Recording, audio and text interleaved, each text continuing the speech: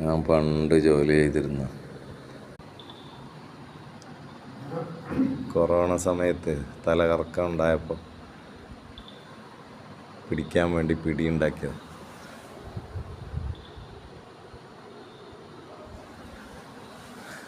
സാധുവായ എൻ്റെ ഓർമ്മയ്ക്ക് അത് ഈ മിമ്പറിൽ നിൽക്കുന്നു.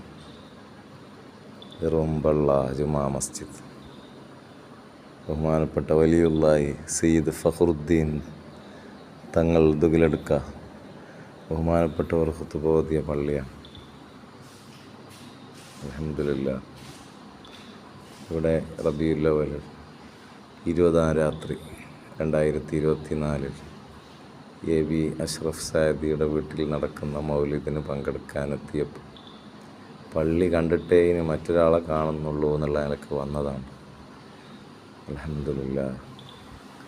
ഇവിടുത്തെ